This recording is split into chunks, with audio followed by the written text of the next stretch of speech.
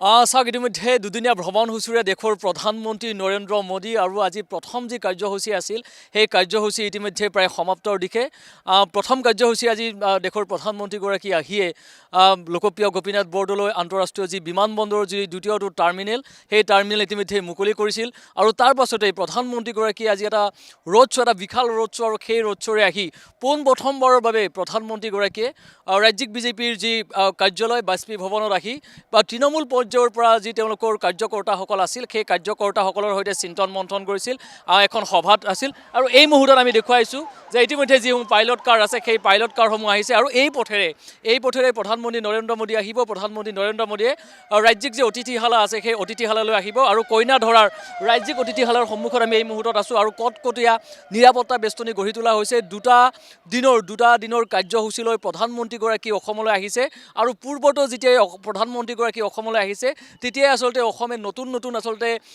উদ্যোগিক ক্ষেত্ৰতে হওক বা অসমৰ বিকাশৰ ক্ষেত্ৰতহে নতুন আচলতে মাত্ৰা লাভ কৰিছিল আৰু এইবাৰো সকলোৱে আশা কৰিছিল যে প্ৰধানমন্ত্ৰীৰ পৰা অসমে নতুন আচলতে এই ধৰণৰ যি আশা সেই আশাৰ সঞ্চাৰ ঘটিব। কিন্তু এই মুহূৰ্তত আমি দেখুৱাইছোঁ যে এখনৰ পাছত আন এখন প্ৰধানমন্ত্ৰীৰ নিৰাপত্তাৰ লগত জড়িত থকা যি পাইলট কাৰ আৰু প্ৰধানমন্ত্ৰী নৰেন্দ্ৰ মোদী ইতিমধ্যে পাৰ হৈ গৈছে। আমি দেখুৱাইছোঁ যে প্ৰধানমন্ত্ৰী নৰেন্দ্ৰ মোদীৰ যি বাহন সেই বাহন ইতিমধ্যে কইনা ধৰাৰ অভিমুখে ইতিমধ্যে পাৰ হৈ গৈছে আৰু কটকটীয়া নিৰাপত্তা বেষ্টনীৰ মাজেৰে ইতিমধ্যে প্ৰধানমন্ত্ৰী নৰেন্দ্ৰ মোদী পাৰ হৈ গৈছে কইনা ধৰাৰ যি ৰাজ্যিক অতিথিশালা আৰু সেই অতিথিশালালৈ গৈছে আৰু আজি প্ৰথম দিনৰ কাৰ্যসূচী ইতিমধ্যে সমাপ্ত হৈছে। প্ৰথম দিনত যি কাৰ্যসূচী সেই কাৰ্যসূচীত ভাগ লৈ যি জনসভা আছিলে সেই জনসভাত ইতিমধ্যে ভাগ লৈছে আৰু কাইলৈ তিনিটাকৈ কাৰ্যসূচী আছে। সেই তিনিটা কাৰ্যসূচীত প্ৰধানমন্ত্ৰীগৰাকীয়ে অংশগ্ৰহণ কৰিব। কিন্তু এটা কথাই যে আসন্ন নিৰ্বাচন 2026ৰ নিৰ্বাচন আৰু এই নিৰ্বাচনৰ পূৰ্বে নৰেন্দ্ৰ মোদীৰ অসম ভ্ৰমণে কিন্তু কেইবাটাও দিশৰ সূচনা কৰিব, কেইবাটাও বাৰ্তা অসমক দিব, অসমৰ সৰ্বাংগীন বিকাশৰ ক্ষেত্ৰত এটা নতুন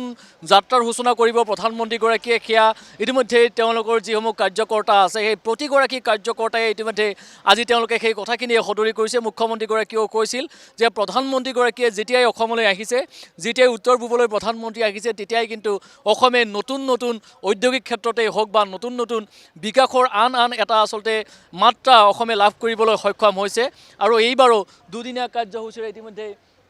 প্ৰধানমন্ত্ৰীগৰাকী আহিছে আৰু এয়া প্ৰধানমন্ত্ৰীগৰাকীৰ নিৰাপত্তাৰ সৈতে থকা যিসমূহ তেওঁলোকৰ প্ৰটেকশ্যন ফ'ৰ্চ আছে সেই প্ৰটেকশ্যন ফ'ৰ্চ ইতিমধ্যে আহিছে। SPG NSCৰ পৰা আৰম্ভ কৰি অসম আৰক্ষীৰ যিসকল উচ্চ পৰ্যায়ৰ বিষয়াৰ পৰা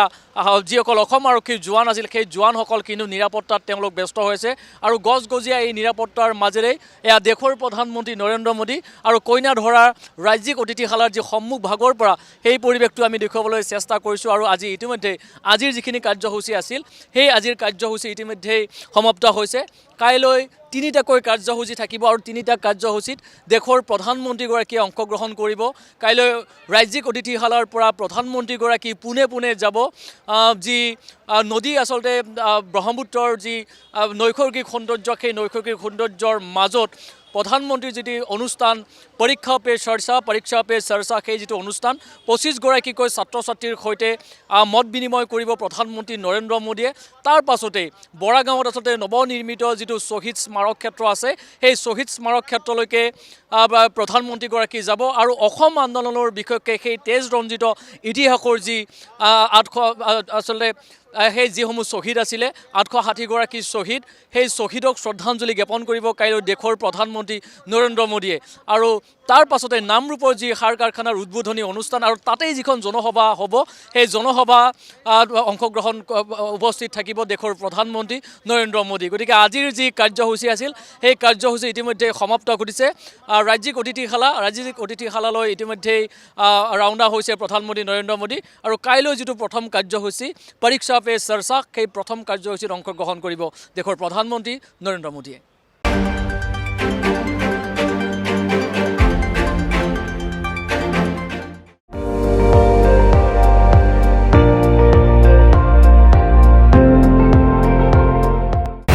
আপুনি চাই আছে ND24 সৰ্বশ্ৰেষ্ঠ নহয় সৰ্বোত্তমৰ দৌৰত।